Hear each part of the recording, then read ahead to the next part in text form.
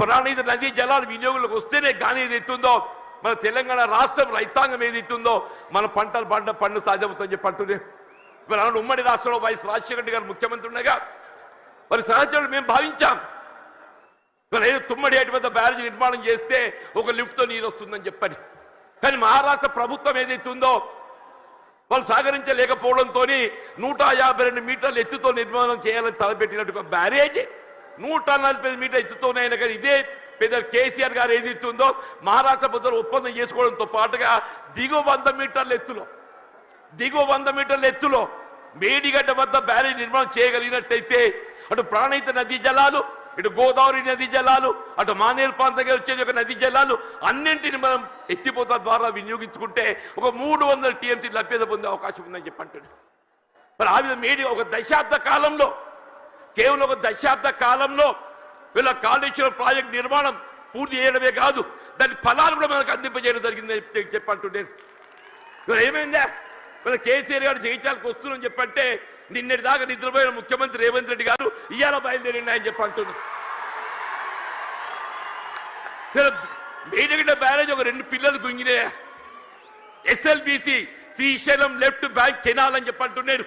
నిర్మాణ దశలో కృంగిపోయి 8 మంది కార్మికులు చనిపోతే కనీసం శవాలు వెలికి చేయలేకపోయింది అని చెప్పిన శవాలు వెలికి చేయలేకపోయింది అని చెప్పి అంటున్నా. 2 పిల్లలు కృంగిపోతే అసలు బ్యారేజ్ విలువ 4000 కోట్లు, ఆ 2 పిల్లలు కడితే 400 కోట్లు అవుతాయి అని చెప్పి అంటున్నా. ఎక్కువ మీకు అన్నారం సుందర ఇంకో 100 కోట్లు అవుతాయి అని చెప్పి అంటున్నా. వీళ్ళ 2 సంవత్సరాల కాలం ఏదైతుందో ఏదో ప్రకృతి సహకరించింది అదృష్టం. మన కరువు సమస్య ఉత్పన్నం కాలేదు. రేపేదైతే ఎల్లినో ప్రభావం నిజంగానే కరువు వచ్చినట్టయితే మన భవిష్యత్తు ఏం కావాలి? కరువు వస్తే మన భవిష్యత్తు ఏం కావాలని చెప్పి అంటున్నా. అదే పెద్దలు కేసీఆర్ గారు ఏదైతే జగిత్యాల పడ్డానికి వస్తున్న సందర్భంగా రేవంత్ రెడ్డి ఏదైతుందో నిద్ర లేచినట్టు నటిస్తుందని చెప్పి అంటున్నా. ఇక తుమ్మడి బ్యారేజ్ అటే పోయిందా? నీకు నిజంగానే సిన్సియారిటీ ఉంటే వీళ్ళ 3 సంవత్సరాలు గడుస్తుందా తుమ్మడి బ్యారేజ్ నిర్మాణం చేయగలుగుతూ కదా, ఎందుకు చేయలేకపోయినా చెప్పి అంటున్నాను. వీళ్ళు నిన్నటి వరకు ఏదైతుందో వీళ్ళు ఏ కాళేశ్వరం కూళేశ్వరం అని మాట్లాడిండే అదే కాళేశ్వరం అదే మేడిగడ్డ ఏదైతుందో మన భవిష్యత్తు ఏదైతుందో మనకేది అండగా ప్రాజెక్టే మేడిగడ్డ కాబోతుందని చెప్పి అంటున్నాను. ఇలా మన భవిష్యత్తు రైతాంగమే కానీ ఇలా త్రాగునీటి సదుపాయమే కానీ పారిశ్రామిక అవసరాలే కానీ హైదరాబాద్ త్రాగునీటి అవసరాలే కానీ అన్నింటికి ఏదైతుందో అదే మేడిగడ్డ మనకు జీవనాధారం కాబోతుందని చెప్పి అంటున్నాను.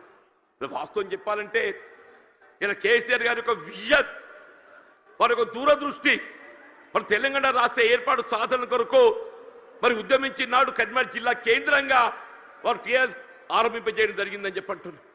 అందరూ ఆశ్చర్యపోయిండు. ఇదేంటి అందరూ మర్చిపోయిన తెలంగాణ నినాదం ఈయన లేవనెత్తుతుందని చెప్పారు. ఒంటరి పోరాటం ఆయన ఒక్కడు బయలుదేరితే యావత్ తెలంగాణ సమాజం ఆయన వెంట నడిచిందని చెప్పి అంటున్నారు. యావత్ తెలంగాణ సమాజం ఆయన వెంట నడిచి తెలంగాణ సాధ్యమైందని చెప్పి అంటున్నాం. అదే తెలంగాణ రాష్ట్ర నిర్మాణం కొరకు ఏదైతుందో దశాబ్ద కాలం పాటుపడ్డారు. వీళ్ళ కాంగ్రెస్ వచ్చి ఏదో మేలు చేస్తా చెప్పి అనుకున్నామే, అది పక్కన పెట్టండి. ఇలా తిరోగమన చర్యగా ఏదైతుందో తిరోగమనం పడుతుంది. మళ్ళీ తెలంగాణ రాష్ట్ర పునర్నిర్మాణం కావాలని చెప్పంటే కేసీఆర్ గారి యొక్క నాయకత్వం మాత్రమే తెలంగాణ రాష్ట్రాన్ని పునర్నిర్మాణం చేయగలుగుతామని చెప్పి అంటున్నాను. మీరు ఎక్కడ ఏ పల్లె కనపడి చెప్పిన ఒకటే నినాదం వస్తుంది, రేవంత్ రెడ్డి పోవాలి, కేసీఆర్ గారు రావాలి. ఒకటే నినాదం, రేవంత్ రెడ్డి గారు పోవాలి, కేసీఆర్ గారు రావాలి. కాంగ్రెస్ పోవాలి, బీఆర్ఎస్ రావాలి. అంటే ఏంటి? ప్రతి పల్లె గుండెల్లో ఏదైతుందో ఇవాళ ఈ నినాదం కేసీఆర్ గారు ఇవాళ వస్తుంటే నిజంగా చెప్తున్నా మొత్తం కూడలని యువత ఉత్సాహం కేరింతలు చూస్తుంటే మళ్ళీ తెలంగాణ రాష్ట్ర ఏర్పాటు ఉద్యమ దినాలు గుర్తుకొస్తాయని చెప్పంటున్నా. ఆనాడు తెలంగాణ రాష్ట్ర ఏర్పాటు ఉద్యమ సమయంలో కేసీఆర్ గారు నడుస్తుంటే యువత కేరింతలు ఏ విధంగా ఉండేనో ఇవాళ కేసీఆర్ గారు జగిత్యాల పర్యటన ఏదైతుందో మళ్ళీ అదే కేరింతల ఉత్సాహం యువతలో కనబడుతుందని చెప్పంటున్నాను. వీళ్ళు అదే కేసీఆర్ గారి యొక్క నాయకత్వం తెలంగాణ రాష్ట్ర పునర్నిర్మాణానికి వీళ్ళ మనకి ఏకైక నాయకత్వం కేసీఆర్ గారే చెప్పక తప్పదని చెప్పంటున్నారు. ఇలా వారి ఆధ్వర్యంలో పనిచేసే అవకాశం నాకు లభించడం ఇలా వాస్తవంగా ఇద్దరం కూడా ఈ ఒకరి పట్ల ఒకరో అభిమానం కలిగి ఉన్నామే. కానీ ఏదైతుందో కలిసి ప్రయాణం చేసే అవకాశం కొంతకాలం వచ్చింది. 2004-9 మధ్య కాలంలో ఇద్దరం కలిసి ప్రయాణం చేసినాం, ఎన్నికల్లో కలిసి పోటీ చేసినాం. కానీ ఏదైతే వాళ్ళ కాంగ్రెస్ పార్టీ ఏ తెలంగాణ రాష్ట్ర ఏర్పాటు లక్ష్యంగా మరి ఎన్నికల ఒప్పందం కుదుర్చుకోవడం జరిగిందో, ఆ తెలంగాణ రాష్ట్ర ఏర్పాటు ఏదైతుందో జాప్యం చేయడంతో, కొంత నీరుగాచి పెద్ద చేయడంతో ఏదైతుందో వారు ఆనాడు కేంద్ర మంత్రి పదవి త్యాగం చేసి, కేంద్రంలో మంత్రి పదవి త్యాగం చేసి రాజీనామా చేసి పార్లమెంటు ఉప ఎన్నికలు వారు వస్తే మరి కాంగ్రెస్ పార్టీ పక్షాన అసలు ఛాలెంజ్ ఇచ్చినోడు పక్కకు వేయండి, అసలు ఛాలెంజ్ ఇచ్చినోడు పక్కకు వేయండి. కేసీఆర్ గారిని ఎదుర్కోవాలంటే మామూలు విషయం కాదు, కేసీఆర్ ఎదుర్కోవడం మామూలు విషయం కాదు అంటూ నేను ఆనాడు ఏదైతే ఇదే కాంగ్రెస్ పార్టీ నన్ను దొరకబట్టి ఆయన ముందు నిలబెట్టిందా, నన్ను దొరకబెట్టి వారి ముందు నిలబెట్టిందని చెప్పంటున్నా. ఇక నేను ఏం చెప్పాలి, నా కోస ఏం చెప్పాలని చెప్పంటున్నాను. అంటే నిజంగానే వారిని అడ్డుకోవడం సాధ్యమేనానే? వారికి ఎందుకు ఒక లక్ష్యం ఉంది, తెలంగాణ రాష్ట్ర ఏర్పాటు లక్ష్యం ఉందని చెప్పంటున్నా. ఆ లక్ష్యాన్ని అడ్డుకోవడం సాధ్యమే అని చెప్పంటున్నాను. అది ఎవరితో సాధ్యం కాదు. వారు ఏది 2 పర్యాయాలు ఉప ఎన్నికలు గెలిచి యావత్ తెలంగాణ సమాజాన్ని జాగృతి చేసి తెలంగాణ రాష్ట్రాన్ని సాధించడం జరిగిందని చెప్పంటున్నాను. మరి అటువంటి కమిషనర్ గారి కార్యకర్తను నేను, అటువంటి కమిషనర్ గారి కార్యకర్తను యావత్ తెలంగాణ రాష్ట్రం ఆశ్చర్యం, ఇదేందా జీవన్ రెడ్డి మరి ఏం చేయాలని ఆయన 20 మాసాలు ఏదైతే నా ఉసురు పోసుకుంటారు మీరు, 20 మాసాలు ఉసురు పోసుకున్నాను చెప్పంటున్నా. నేను ఇంతకాలం ఈ మానసిక క్షోభ నేను భరించాలని చెప్పంటున్నాను. సాధ్యమేనా చెప్పండి అన్న చెప్పంటు. నేను 4 దశాబ్దాలు కాంగ్రెస్ పార్టీ బలోపేతం కొరకు అకుంఠిత దీక్షతో ఏదైతుందో నేను పోరాటం చేసి నేను పాటుపడితే చివరికి దక్కింది ఏంటి అని చెప్పంటు. నేను ఆల్రెడీ ఈ వాయిస్ లోపల నాకు ఈ గోసేంది అంటూ నేను ఇవాళ 75-76 సంవత్సరాలు వచ్చినాయి అంటున్నా. నా జీవితం చివరి దశ చేరుకుందని చెప్పంటున్నా. నా జీవితం చివరి దశలో ఏదైతుందో నాకు ఈ మానసిక క్షోభ ఏంటి అని చెప్పంటున్నాను. వీళ్ళ కేసీఆర్ గారు పెద్ద మనసుతో ఏదైతుందో మరి నా చేయూత నాకేదైతే చెయ్యి అందించి నాకు అండా నిలుచుండని చెప్పంటున్నాను. అదే 4 దశాబ్దాల కాలం కాంగ్రెస్ పార్టీ సేవలో, కాంగ్రెస్ పార్టీ నిర్మాణంలో నేను పాటుపడితే నా చివరి దక్కింది అయింది. మళ్ళీ కేసీఆర్ గారే చెప్పంటున్నాను పెద్ద మనసుతోని గతంలో ప్రత్యర్థులు ఒక భావన రానియకుండా గతంలో ప్రత్యర్థులు పోటీ చేసుకున్నప్పటికీ కూడా ఏదైతుందో అది భిన్న రాజకీయ పార్టీ యొక్క ఆలోచన విధానం కానీ ఆ జీవన వ్యక్తిగతంగా ఏదైతుందో విలువలు కట్టుబడే ఒక వ్యక్తిత్వం కాబట్టి అది ఒక భావనతోని వారు నాకు చేయూత అందించింది. అంత గొప్ప మనసు అని చెప్పంటూ నేను దయచేసి ఇలా జగిత్యాల గడ్డ నేనేదో ఆశించి కాదు నాయన, నేను అన్ని చూసిన నేను చూడని ఏమీ లేదు. ఈ 4 దశాబ్దాల కాలంలో చూడని ఏమీ లేదు. ఇవాళ ఒకటి ఇవాళ రాష్ట్రాన్ని పట్టుకుని శని పీఠ విరగడ కావాలని చెప్పంటు. ఒకే ఒకటి ఈ రాష్ట్రాన్ని పట్టుకొని శని పీఠ విరగడ కావాలని చెప్పంటున్నా. ఆ శని పీఠ విరగడ కావడానికి కొరకు ఏదైతుందో కేవలం కేసీఆర్ గారి యొక్క నాయకత్వంతో మాత్రమే సాధ్యమవుతుంది. ఒక భావనతో ఏదైతుందో ఇవాళ కేసీఆర్ గారి యొక్క నాయకత్వంలో బీఆర్ఎస్ పార్టీ చేరదొరుకుతుందని చెప్పంటు. దయచేసి ఇంతకాలం నాకు అడ్డగా నిలిచిందా మీరు?